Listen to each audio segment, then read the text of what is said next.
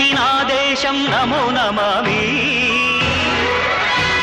అమృతపుత్రోహం పృథివ్యాః.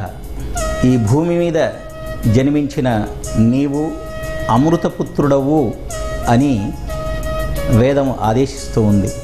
నేను పాపాత్ముణ్ణి అనుకునేవాడు దేశద్రోహిగా మారవచ్చునేమో, కానీ నిజంగా ఈ తల్లి గర్భంలో పుట్టినటువంటి నేను అమృతపుత్రుణ్ణి అని భావించినప్పుడు తప్పకుండా దేశభక్తి కలిగిన వాడే అవుతాడు. ధర్మం కానీ దేశం కానీ ఈ రెండింటి గురించి తెలిసినప్పుడే నిజంగా ఆ మానవుడు సంపూర్ణమైనటువంటి వ్యక్తిగా వికాసం చెందినవాడవుతాడు. మనం గురజాడ అప్పారావు గారి దేశభక్తి గేయం అప్పుడప్పుడు వింటుంటాం. దేశమును ప్రేమించుమన్నా మంచి అన్నది పెంచుమన్నా వట్టి మాటలు కట్టిపెట్టోయ్ గట్టిమేల్ తలపెట్టబోయ్ అని. ఇది రవీంద్రుని యొక్క ప్రభావం చేత చెప్పినటువంటి విషయం.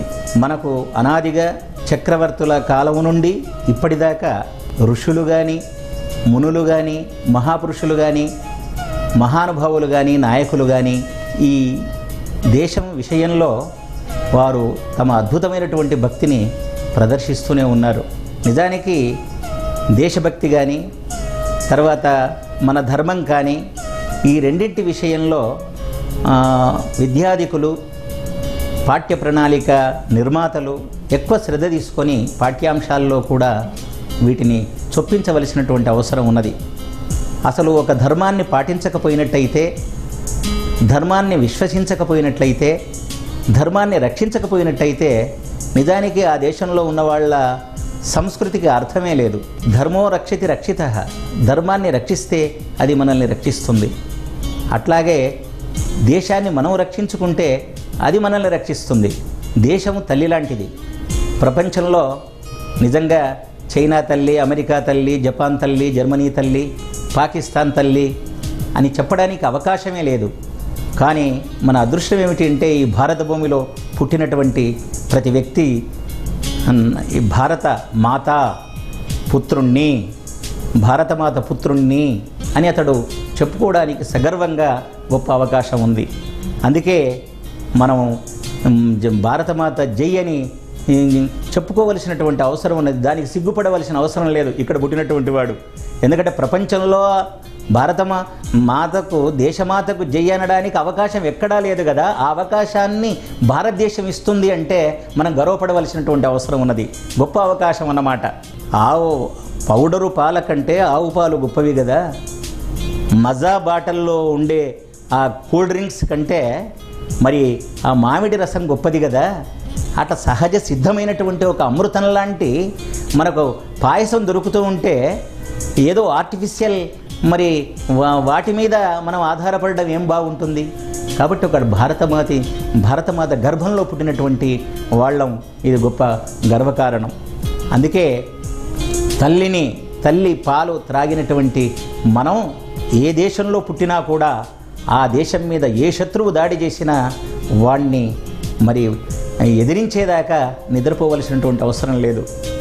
దేశభక్తి విషయంలో నా అభిప్రాయం ఏమిటంటే రాజు కానీ ఒక సామాన్యుడు కానీ మరి తర్వాత ఒక చిన్న ఉద్యోగి కానీ చిన్న వ్యాపారస్తుడు కానీ ఒక ఇంజనీరు కానీ ఒక టీచర్ కానీ లెక్చరర్ కానీ దీంట్లో దేశభక్తి విషయంలో తేడాలు ఉండవు.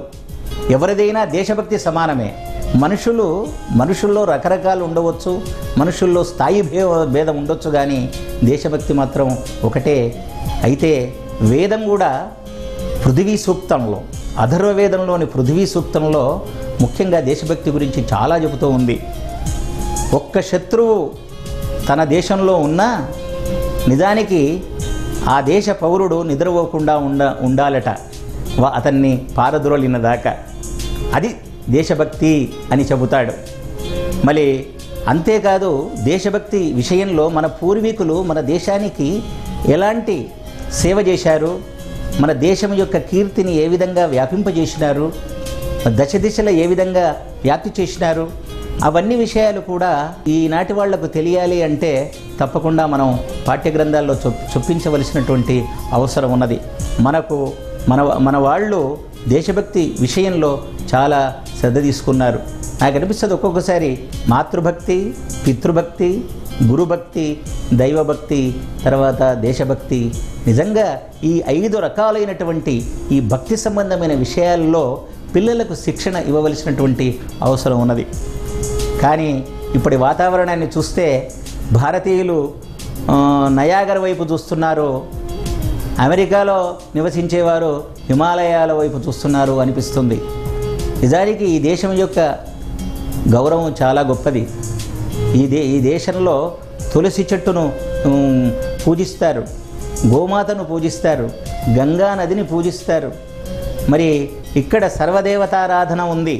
ఇక్కడ ఉన్నటువంటి దేవాలయాలు కానీ, ఇక్కడ ఉన్న నదులు కానీ, ఇక్కడ ఉన్న పుణ్యక్షేత్రాలు కానీ ఈ దేశం యొక్క ఔన్నత్యానికి చిహ్నాలుగా మనకు కనిపిస్తాయి. ఒక శివాజీని నిజంగా గొప్ప దేశభక్తి పరాయణుగా మనం చెప్పుకోవాలి. ఒక ఝాన్సీ లక్ష్మీబాయిని మనం దేశభక్తి పరాయణురాలుగా మనం చెప్పుకోవాలి. మన నాయకులు స్వాతంత్రోద్యమంలో పాల్గొన్నటువంటి వాళ్ళందరూ కూడా మరి దేశభక్తిని ప్రబోధించినటువంటి వారే. అంతేకాదు ధర్మం పట్ల కూడా వాళ్ళు నమ్మకం, విశ్వాసం ఉంచినటువంటి వాళ్ళు. యథో అభ్యుదయ నిశ్రేయస సిద్ధి స ధర్మ అన్నమాట. అంటే ఏది అభ్యుదయాన్ని తర్వాత మోక్షాన్ని కలిగిస్తుందో దానికి ధర్మం అని పేరు.